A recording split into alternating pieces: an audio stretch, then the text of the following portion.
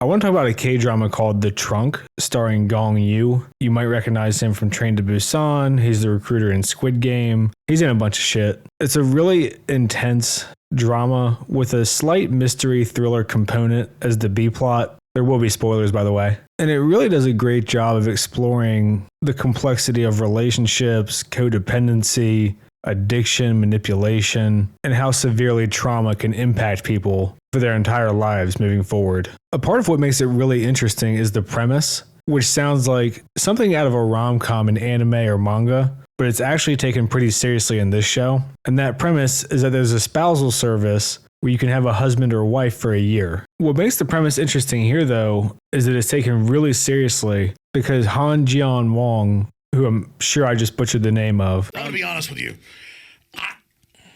I'm kind of retarded. Played by Gong Yoo, is married to his childhood friend, and she divorces him and says that he has to go through with this marriage for a year before she'll take him back. And this really messes with him. He's got a ton of his own issues. He's super codependent on her, and he's an unusual case for this service. Typically, these services are used for terminally ill patients who just don't want to be lonely as they die. Obviously, in real life, there's many cases of people who have a terminal illness, and even if they weren't alone initially, eventually get abandoned by everyone around them because they can't bear to see them like that, or whatever the case may be. Some of the people who use this service are homosexuals, and they need a fake marriage and then divorce to appease their parents for whatever reason. What we find out as the show goes on for Han Jeong Wong, fucking butchering the name, is that his wife is doing it just to be a manipulative cunt. And I don't know what it is with Korean shows, but they are fucking good at making their villainesses hateable. Don't worry. Girls get it done. If you ever watch a show like The Glory, they have some malicious, ruthless women, and you just hate them so much as the show goes on. And The Trunk really nails that dynamic. And what makes the situation even weirder for these two is that No In-ji on the left here is the bride that was picked by Lee Seo-yeon, who's Han Jeong Won's wife. And it really just adds this whole element of like, what the hell is this bitch doing as the show goes on? The B plot, you see a little bit of each episode, and it's from the present time or the future time, however you want to look at it. And what you see is this trunk that floated ashore on this lake that No In-ji frequently visited. And we know that someone is dead, but you don't even find out who for about 3/4 of the show. So with that quick synopsis, I want to talk about the things that I think make it interesting and why I think it's a worthwhile show. I'm going to start with No In-ji, since she's the main female character and the one married to Han Jeon Won. Because one of the most interesting questions of the show you might ask yourself is, why would some woman want to marry a guy for a year in a fake marriage, even if the money was really good? And as the show goes on, what we slowly find out is that she had a guy she was deeply in love with, and 10 days before their wedding, her mom found out that the fiance was bisexual and released or leaked a bunch of videotapes of him essentially in gay orgies with other men. Boy, that escalated quickly. And obviously that would be a terrible experience to go through for both of them. He ended up running away out of the country, disappearing for years. She's had 5 marriages, and Han Jeong Won is her 5th, each one being a year, roughly. And she's doing it out of just kind of a spite for the idea of marriage because she's so bitter about what happened to her. That's a funny pause screen. I'm going to use it. And when you go further to find her out is that she actually had a stalker. And the stalker is the one who revealed the information to the mother, who then leaked it and essentially destroyed her and her fiance's life. And you can see she's really kind of deadpan and stoic throughout the show.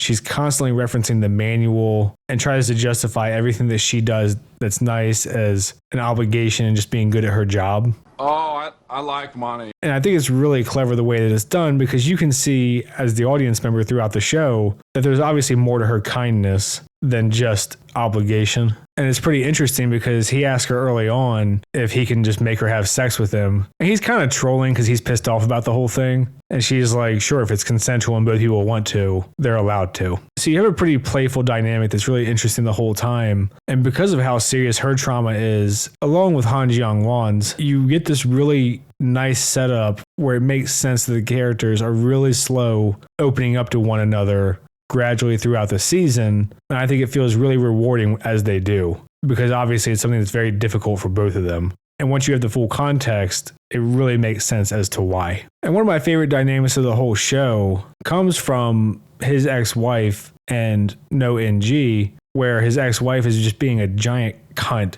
And she gets involved and sticks up for him or kind of goes after her when she doesn't really need to. That's obviously not part of her job. It's not something that's required of her, but she does it anyway. And these are the kind of things that expose how she actually feels throughout the entire show. But even then, she's obviously struggling to accept it given her traumatic past. I'm going to talk about Han Jung-won next as the main character. He's got a really fucked up backstory where his dad was super abusive to his mom. And eventually she died from it because he didn't want her to go to the hospital and draw attention to the abuse that he was giving her. And we see throughout the show, he's addicted to drugs. He can't sleep. He's very attached to his ex-wife, even though she's a total bitch. I can fix her. It's okay.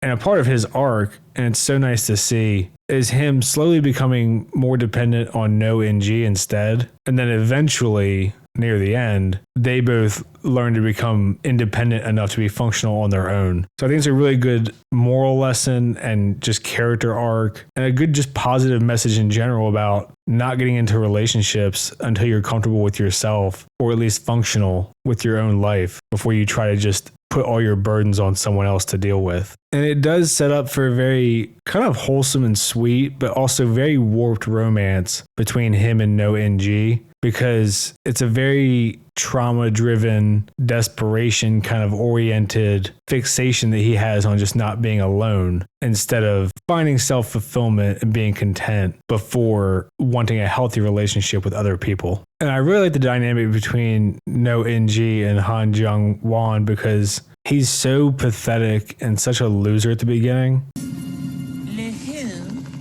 The her.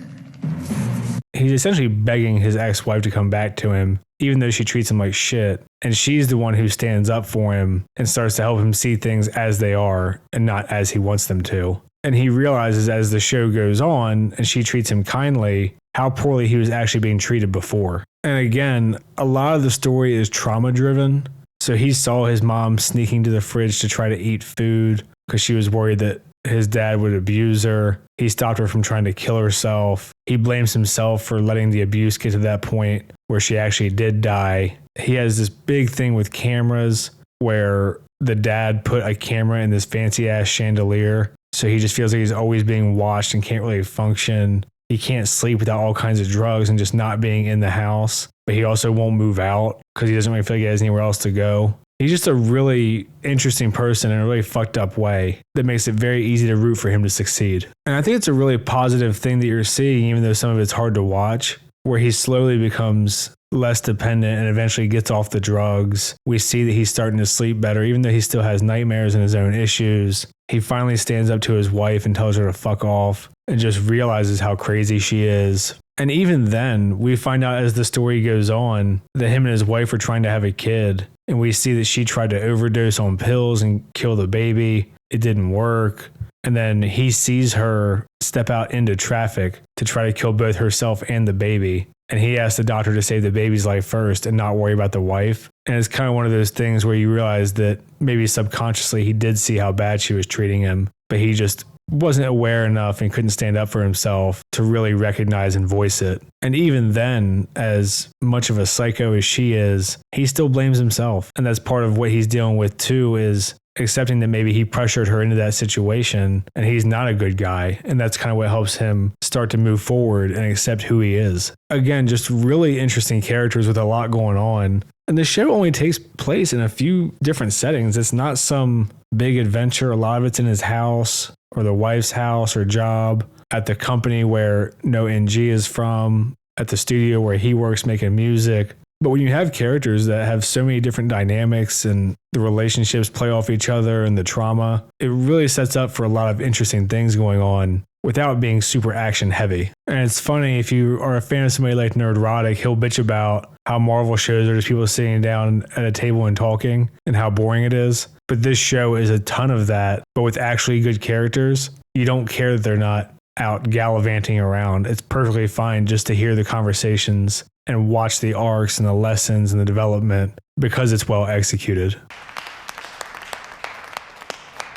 And the ending of the show for No NG and Han Jung-won, I could see people not being super happy about, but I think it was actually pretty appropriate for this show. They both acknowledge their feelings for each other, but recognize that they're too fucked up to be in a healthy relationship. So he says, you know, when we run into each other by chance 2 more times, we should spend the next 30 years together, because they had run into each other in the past a couple times before, but not really interacted because they were already in their own relationships and living their own lives. And what it does is we do like a little time skip of about a year. They run into each other and are obviously very happy to see each other, but we see that they've both kind of stabilized their own lives. She has a dog. She seems content. He has cats. He seems content. Oh, good for you.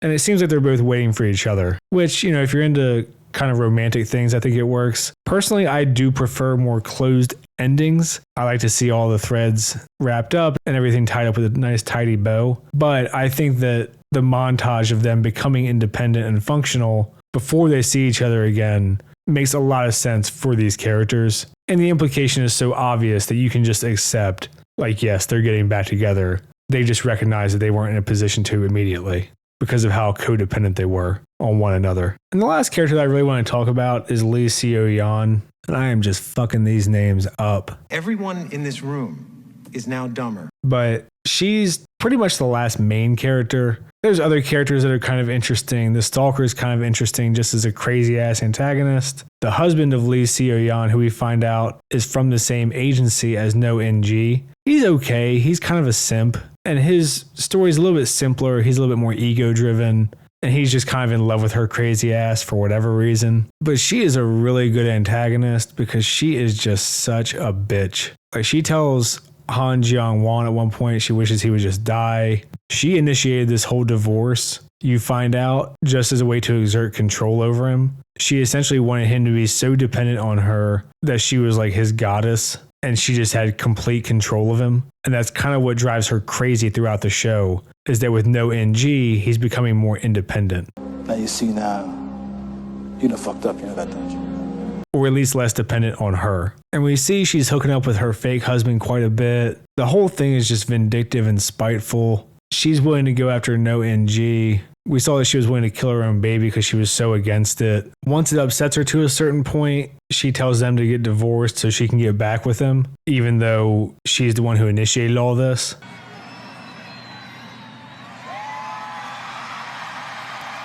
And every time that you're like, man, she can't get any fucking worse, she just continues to do it. She shows up at his dad's funeral when he eventually dies and tries to push No NG aside because she's jealous. Eventually it gets to the point where she tries to kill herself with pills to try to get his attention and get him to kind of pity her and take her back in. It's a bold strategy, Cotton. Let's see if it pays off for him. She's willing to attack No NG and try to fight her, use her stalker against her. I mean, she is just fucking crazy. And then he eventually finds out that she put cameras in his house to keep an eye on him. And that's when he's finally like, you know, I'm responsible for the stuff that I did, but you're insane. And he's just like, I'm not taking you back ever.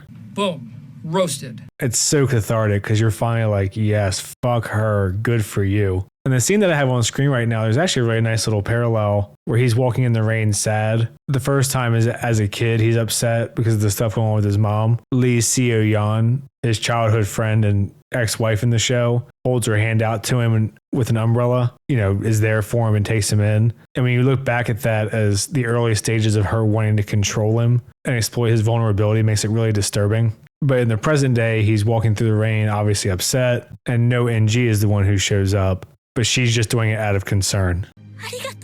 So it's a really nice little parallel they did there with two totally different dynamics and meanings. But as I was saying, she is just a total bitch. Great for a show where you need somebody to hate, because I cannot fucking stand her. And you know the actress does a good job when you actually find them less attractive because of how much of a piece of shit they are in a show. Because my wife was like, I think the ex-wife is more attractive than the fake wife. And I was like, no way. And she's like, I think the character in the show has biased you.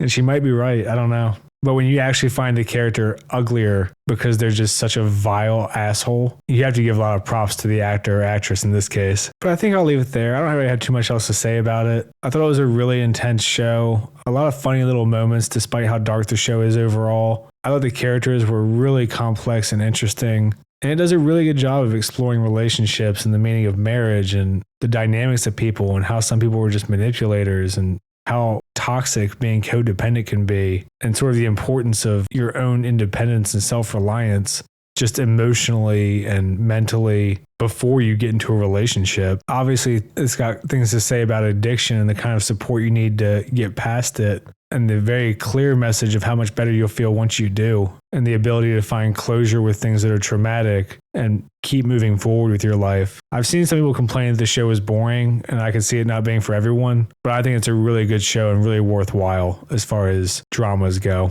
Those that doubt me, suck cock by choice. So I'll leave it there. If you've seen the show, let me know what you think. If you end up watching it, let me know what you think. I try to respond to the comments that aren't just insults. Like and subscribe and all that shit. Thanks. See ya.